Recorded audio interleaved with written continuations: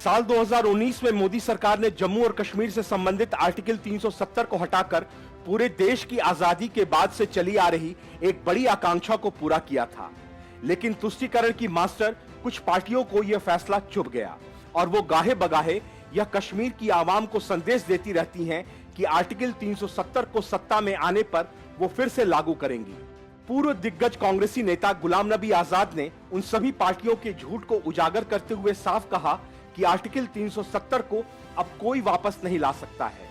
आजाद ने जम्मू और कश्मीर के बारामूला जिले में एक जनसभा को संबोधित करते हुए कहा कि आर्टिकल 370 को ना तो मैं वापस दिला सकता हूं, ना कांग्रेस, ना शरद पवार और ना ही ममता बनर्जी। साथ ही आजाद ने इसी रैली में कहा कि वह अगले 10 दिनों में एक नई पार्टी का ऐलान कर देंगे। आजाद ने कांग्रेस के उस बयान पर पलटवार किया था जिसमें आरोप लगाया गया था कि उनका रिमोट कंट्रोल पीएम मोदी के हाथों में है। यह संकेत देते हुए कि कांग्रेस नेताओं का रिमोट कंट्रोल सोनिया गांधी और राहुल गांधी के हाथों में था, आजाद ने कहा कि वह किसी के द्वारा नियंत्रित नहीं है। उन्होंने कहा कि मैं उनकी तरह नहीं हूं जिनका रिमोट कंट्रोल कहीं और है। मेरा रिमोट कंट्रोल मेरे पास है। मैं आजाद हूं, वे गुलाम हैं। मैं नबी का गुलाम हूं, वे किसी और के गुलाम हैं। मैं यह बेनकाब नहीं करना चाहता कि कांग्रेस या अन्य पार्टियों के नेता किसके नियंत्रण में हैं। बता दें कि 8 सितंबर को जम्मू के भदेरवाह में एक रैली को संबोधित करते हुए गुलाम नबी आजाद ने खुलासा किया था कि उन्होंने कांग्रेस पार्टी से इस्तीफा देने के बाद उन्होंने सोनिया गांधी और राहुल गांधी पर सार्वजनिक टिप्पणियां क्यों की।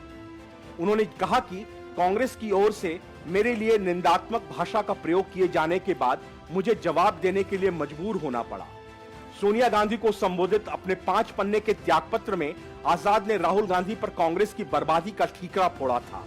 उन्होंने वरिष्ठ नेताओं को दरकिनार करने, उनकी कार्य योजना लागू नहीं करने, G23 नेताओं को अपमानित करने वालों का अभिनंदन और अध्यक्ष नहीं होने के बावजूद राहुल गांधी द्वारा कांग्रेस को नियंत्रित करने पर सवाल खड़े किए थे। गुलाम नबी आजाद ने कहा था, वे मुझसे पूछते हैं कि आपने सोनिया गांधी और राहुल गांधी के खिलाफ क्यों बोला। अगर आपने देखा होता तो मैंने उन्हें अपने त्यागपत्र में सब कुछ बता दिया था।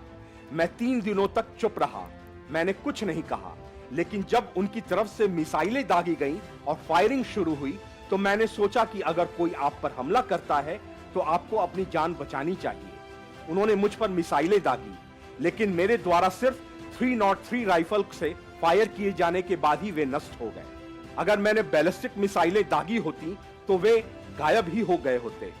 गौरतलब है कि कांग्रेस छोड़ने के तुरंत बाद आजाद ने कहा था, जम्मू और कश्मीर मैं आ रहा हूं और केंद्र शासित प्रदेश में होने वाले अगले विधानसभा चुनाव में नई पार्टी के साथ उतरने की बात कही थी।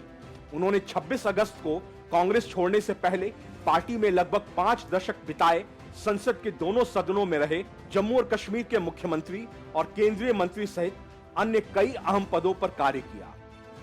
Bureau report, news of India.